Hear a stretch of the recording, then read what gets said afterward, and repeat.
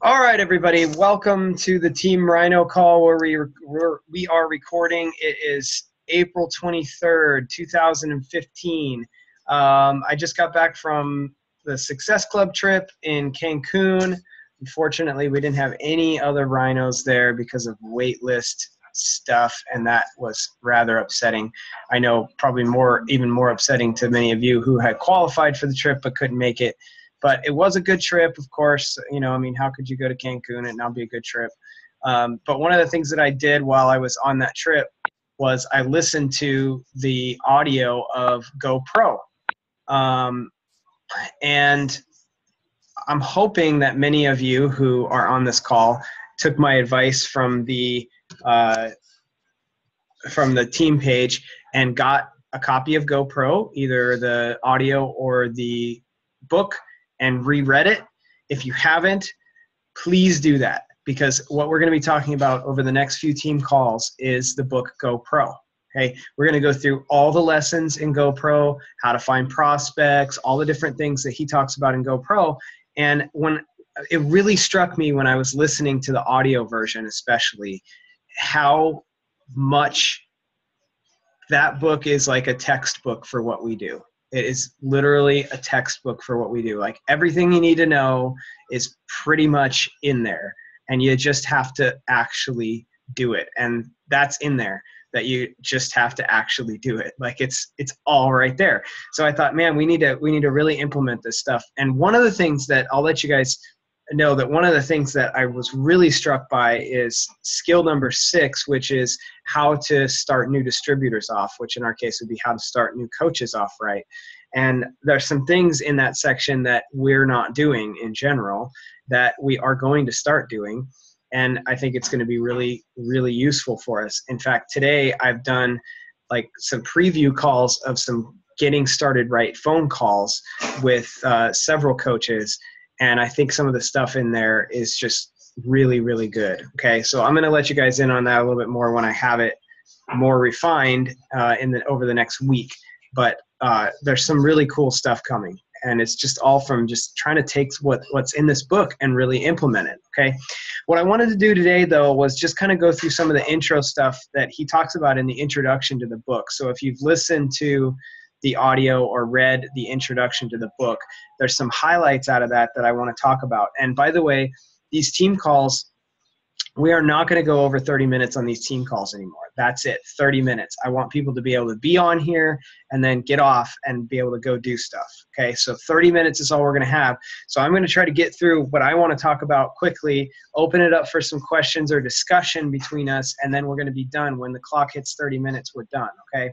So when Eric Worre first signed up with whatever company it was that he signed up with, he was in real estate. He made like $45,000 in real estate that year, and his dad and a business partner had said, "Hey, we want to go check this business out. Maybe we should do this business." And some of the things I wrote down from that discussion about how that happened, that I think are right in line with how a lot of you and me and a lot of people that we've talked to have thought about this business and have done with this business. The first thing is that when he went and watched the video about how this network marketing business worked, he didn't think it was for real. He thought it was too over the top and that it would never work. And that was his first take on the business, was this will never work. It's too over the top. It's a bunch of people making a whole bunch of money. It's probably just a get rich quick scheme. It's not going to work, right? He eventually decided to do it anyway because his dad was going to do it. And then here's one that I thought was just right on with what I've heard from Beachbody. He borrowed money to sign up. He actually had to borrow money to sign up. How many times have we heard, well, I just can't afford to be a coach? How many times have you heard, I can't afford to be a coach? I've heard it so many times from people who seriously cannot afford not to be a coach. Like, I mean, that's just really how it is. But Eric Worre was like this, and he borrowed money. And I've heard it from people all up through Beachbody who are super successful now. Guys like Mike Ryan, who we're going to have at our Super Saturday here in Seattle, who were bankrupt when they joined as a coach. And so I think it's good to at least know that even guys like Eric Worre are guys that borrowed money to sign up, because I think that's one of the things that made them so successful, was that they really went outside of comfort in order to get into the business, if you know what I mean. Okay, so that's one of the things I wrote down. The next thing is that even after he signed up with borrowed money, he still treated it like a hobby. He treated it like something he was going to do on the side, make a little bit of extra money, not really going to work at it. He was just going to, do a little bit and maybe get rich quick, right? He didn't treat it like a business. In fact, he relied on his dad's contacts and his dad's reputation to get his first clients. Hey, Beth, can you mute?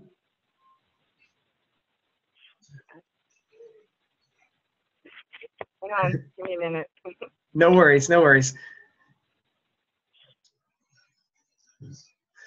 Okay, cool. So he treated it like a hobby. He relied on his dad's contacts and his dad's reputation to actually make things work.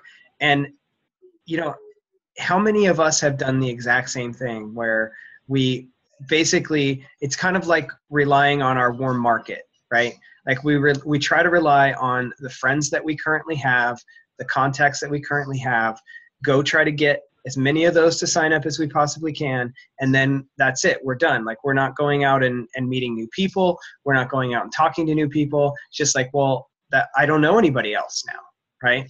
And he was kind of the same way. Once he went through all of his dad's contacts and used his dad's reputation, then he basically was like, well, I don't have anybody else to talk to, right? And then this is what he did after he went through all his dad's contacts and he was all done with all that. He started blaming everyone else on why he wasn't successful anymore. So he was moderately successful with his dad's contacts. Then he began blaming everyone else once that dried up. So he blamed the economy, and he blamed training, and he blamed the company for not having good enough products, and he blamed the company for not doing good enough training. He blamed his upline for not helping him enough. He blamed himself, not in the true sense of blaming himself, but he blamed the fact that he was too young and that people wouldn't trust him. And so he was too young to be successful, and everything was outside things that were causing him not to be successful.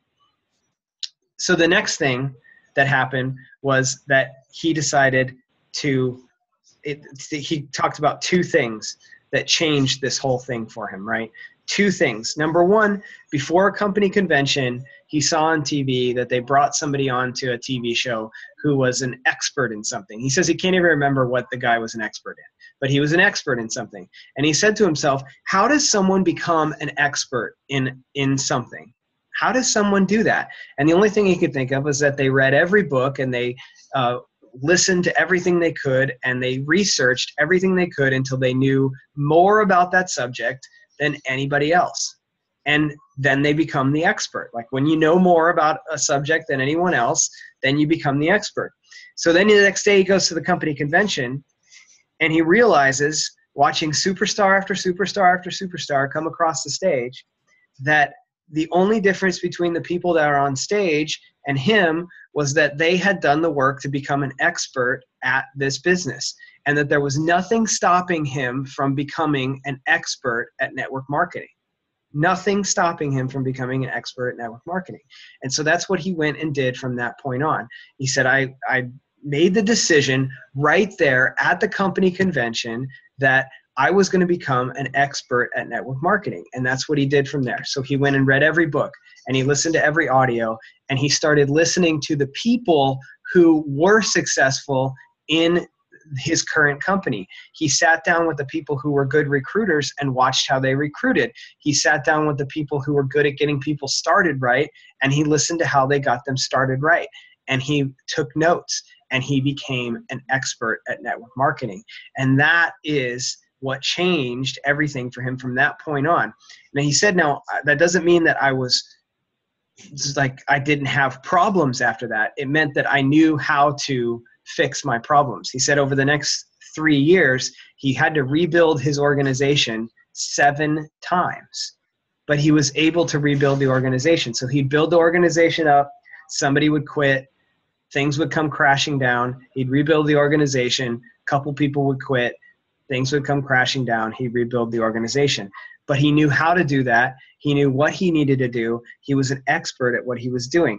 And so what I want to talk about quickly here is thinking about, from your perspective, and we'll talk about this in discussion. We'll open it up. You guys can unmute in a minute here. But I want you to think back to all the things that you've done since you've become a coach and ask yourself, have you taken the time to actually become an expert at this? Or have you just done the bare minimum to try to make Success Club, or done the bare minimum to try to see if you can be successful? And I think a lot of us, especially, I know for me at the beginning, I could tell you that in the first couple of years, I did not devote the time or the energy to becoming really good at being a Beachbody coach. I did not take the time to learn. I just wanted to be able to, throw out a post on Facebook and say, I'm starting a challenge group and I wanted 5 people to join it so that I can make Success Club. That's what I wanted. And it wasn't happening. It wasn't happening, and I didn't know why. And it wasn't until I really started reading the books, listening to my mentor, and becoming an expert at how to talk to people, becoming an expert at how to do this business, that things really started to go well for me, right? And when I look back at times when my business has not grown as fast as other times when it has grown faster, it's because I've relaxed on some of the things that I know to do as an expert in the business, right? So think about what you've done. If I go over to my bookshelf from the time I started being successful in 2012 till now, I can look at least 30 or 40 books that I've read that are directly related to this business. And that's probably low compared to some of the people who are in the top 10, top 100 in the company, right? Some of those people have read 200 books in the last 3 years, right?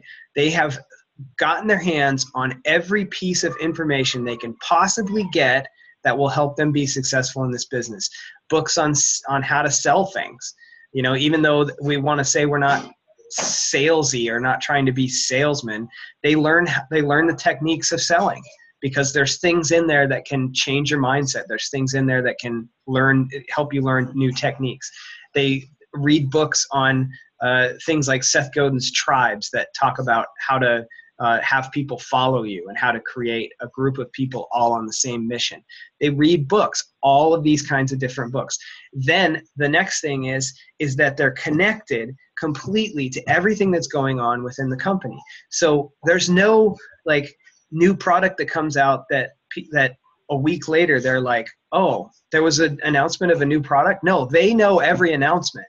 They read every little news story that comes out from the company. When there's a post in their team page, they know about that post. They know what's going on. They're on the team calls like you guys are on right now. They're on the national wake-up call. They're there and connected and listening and engaged the whole time. And that's how they became experts. And when I look back at what I did, I think about all the different things that I have read and done to try to figure things out on my own. And I tell you that that's one of the reasons why I've been successful. And Eric says the same thing. It was because of making the decision to become an expert. Okay. So I think you guys need to just sit and think about, what have you done with this business? And have you actually said, I'm going to become an expert at this, and done the work to become an expert? If you haven't, you've got the opportunity to do that right now. You've got the opportunity to, first of all, go get GoPro and listen to that book. And secondly, figure out where it is that you struggle and go find a book or an audio or some type of personal development or a mentor, someone you can have regular calls with where you can learn how to get better at that. And then the next thing is you got to go do it. One of the best ways to become an expert, besides reading every book and listening to all the audios and researching, is to go do the thing over and over again until you're an expert, right?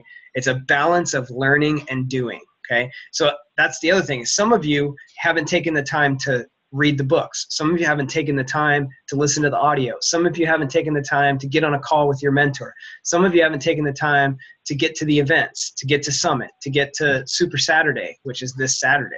You haven't taken the time to get on the team call. You haven't taken the time to get on the national wake-up call.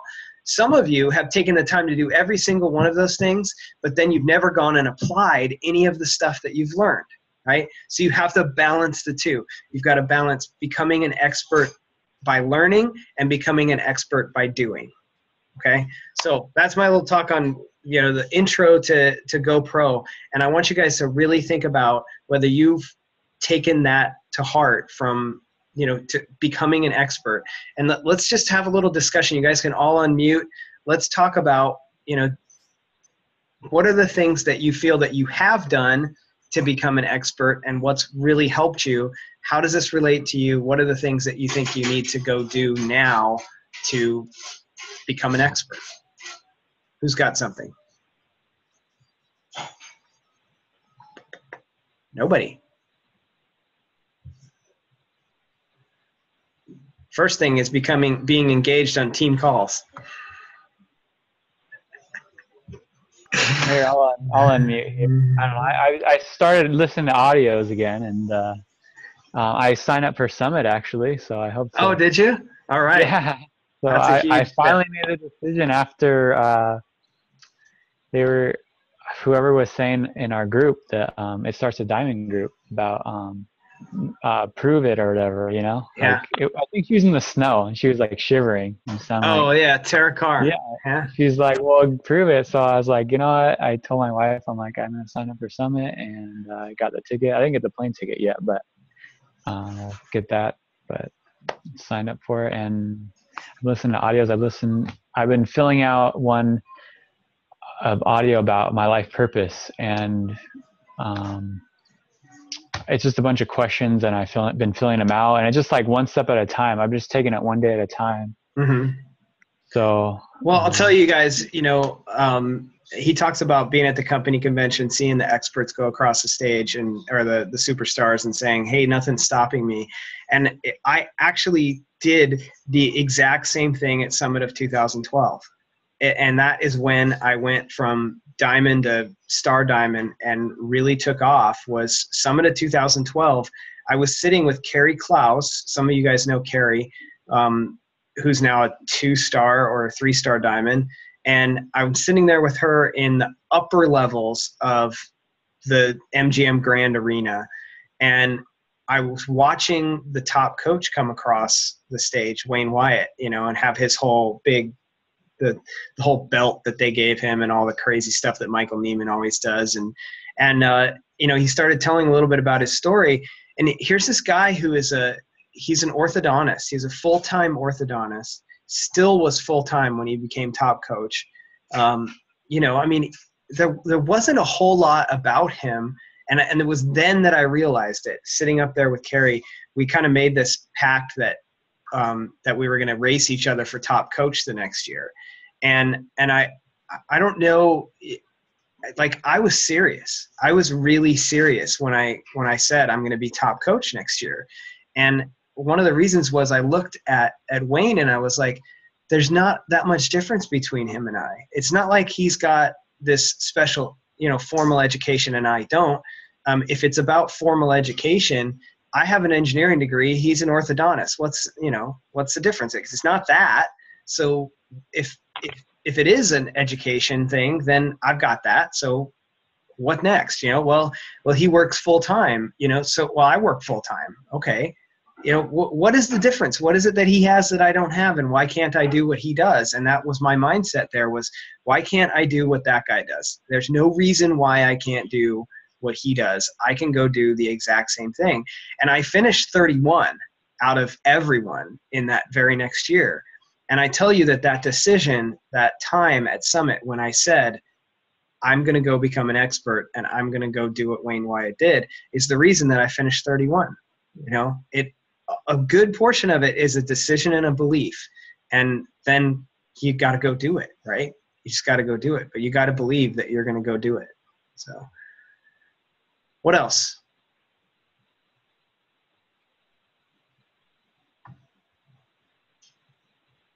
Beth, you're muted. Okay, can you hear me? Oh, go back. I can hear you, Beth. Can you hear me? Yes. You can hear me? Okay. So for me, I've been in the business since I think it was 2013 and haven't gotten very far because I can really relate to what Rick is saying. Even though I read GoPro last year, it must not sunk in my head or whatever. But I reread it this year, and I honestly, in February, decided that I really needed to start applying these things. One of the things that's changed for me is in the past when, let's say I have a customer and then all of a sudden they don't want Shakeology anymore and they quit, or they, drop out and then I lose them, or something like that that's disappointing. I used to let it kind of define me and set me back, and I'd be like, I'm just not going to do this. I didn't apply myself because I felt that it was just me or something, or like, God, it just doesn't work for me. I just don't, I made the excuses like he talks about in the book. But this year, like for instance, just recently I had a conversation with a customer who, and this was in her heart in the beginning. I had a feeling this was going to happen with her. But first she dropped out of the challenge group because it just wasn't the thing for her. And then she decided that she just couldn't do PIO because of her knee, and she'll never be able to do it. And, regardless of how much I talked to her and tried to work with her, she was going to quit no matter what. She had it in her mind. But I haven't allowed it to define me this time. I'm like, okay, that's fine. She's still going to be on my list. I'm still going to be in contact with her a few times a week because we're good friends, and I'm moving on. You know what I'm saying? Mm-hmm. Yep. That's good. You really have to emotionally detach yourself from outcomes in this business. If you're going to make everything personal, it's not going to work. It's not personal. And that's been the way I've been my whole life. It's kind of my MO is I take things personally, but I've really learned with this business not to let that happen anymore. Yeah. You can't take every time somebody cancels Shakeology as a personal thing. It's not a personal thing. Some people cancel Shakeology for their own personal reasons, and it has nothing to do with you as a coach. In fact, that's almost 99.999% of the time. It has nothing to do with you as a coach, and even if they say that it does, it most likely still doesn't, even if they say, well, I didn't get the coaching support that I want, that's why I canceled Shakeology. It's still a ridiculous reason, and it's not true. So, yeah. Cool. Anybody else got anything related to becoming an expert and, plans, thoughts? How many of the people on the call are going to Summit? If you're going to Summit, say aye. Hi. Kayla, Beth. Hi. Leona. I couldn't share with me. Honestly, I have my ticket, but I've got to get my plane ticket, and financially I'm working on that really hard. Okay. Cool. Who else did we have? Leona was on here, right? Leona, you on here? Yes. And you're coming to Summit, right? I am coming to Summit. I am reading GoPro right now, and I'm also on the wait list for the cruise. Awesome. I'm on the wait list for the cruise. Are you coming to PIO tonight? No, I went this morning. I didn't see you there, Leona. Yeah, I didn't see you this morning, Leona. No, you didn't see me stumbling all over the place. Right, exactly. Okay, good. So that's another good one. Who's going to a Super Saturday this weekend? Me. Hi. Are you going? Felicia, are you going? Yes, I'm going down here in San Antonio. Perfect. That's going to be a good one, I'm sure. Awesome. Yes. So Super Saturdays, they're huge. And if you can bring people to them, seeing the community is amazing. If you can bring a friend to a Super Saturday, especially a good one, not one in somebody's living room, but a good one that has 50 to 100 people at it, and it's being run by diamond and above coaches, then you're gonna have a good time with that person, and they're gonna see the community, and they're gonna see what we do, and you have a good chance of that person joining us. So get to the events. You're not only going to learn something for yourself, but you're going to get motivation out of it, inspiration. You're going to bring, if you bring a guest, you can get good prospects out of it, all that good stuff. So, okay. Anything else? We're 5 minutes from 30 minutes. We don't have to go 30 minutes though. So if nobody has anything else, we're good. I'll say something real quick. So I'm kind of like Beth. I read GoPro probably over a year ago, and then I just finished listening to the audio again this morning. And actually, I think I'm going to listen again because there was so much good stuff in there, and I felt like because I have some time actually putting some effort into my business, listen to it. Maybe it's because I was, what does he call it? Not an amateur, but like a hobby. Like I was treating it like a hobby. And so a lot of the GoPro stuff didn't make sense to me now. Yeah, poser. That's what he says. So I guess now that I'm less of a poser, I guess I'm probably more of an amateur. I'm not quite a pro, I don't think. But it made a lot more sense, and I got a lot more out of what I can do with it this time. And I want to start it again tomorrow. Honestly, I just want to, like he was saying, he's read over and over and listened to things over and over, and I feel like that's what I need to do. Right. I was really floored when I listened to it. That like I read it like right when it came out in 2013. And when I listened to it again, I was like, I wish I would have listened to this every month for the last year and a half. I wish I would have just listened to it because, like I read it the first time and I was like, that was great. Let's have everybody read this book. And then like I didn't apply a whole bunch of the stuff that I read in the book, and if I would have listened to it again or read it again and done it 2 or 3 more times, I probably would have applied a lot more of that stuff. And we might even have a different team at this point because of that, and I don't mean that like, I'm serious about that. Like the team would probably be different if I had read that book 2 or 3 more times than I have and applied things differently. The team would probably be bigger. And you got to realize that some of these things, just reading a book and applying the information in it can completely change your business. It's not a little thing. Reading GoPro and taking some of the things out of it and then going and consistently applying it for 3 months will change your business. Not in a little way, like in a big way. And you apply it for 6 months and it'll change your business in an even bigger way. And 9 months and a year. But you got to do the stuff that is in the book, and you got to keep reading other books and learn new things and keep going and keep becoming more and more of an expert in it. So are we all good? Anything else from anybody? Good to see you on here, Felicia. Finally. Yeah, it's good to see you. And Gabe, Kirsten. I'm getting GoPro right now. All right. Audio. Get the audio. Go do it. Listen to it. All right, guys. All right, I'll let you guys go. I'm going to go teach another PIO class, and I'll talk to you guys again next week. We're going to start talking about some of the skills in GoPro that he talks about, specifically like finding prospects. You guys should go listen to that today. Listen to finding prospects, and next week we're going to talk about it in more detail. Maybe you guys can talk about some of the things you did this week from that on the team call next week and help me out a bit. Okay? See you guys next week.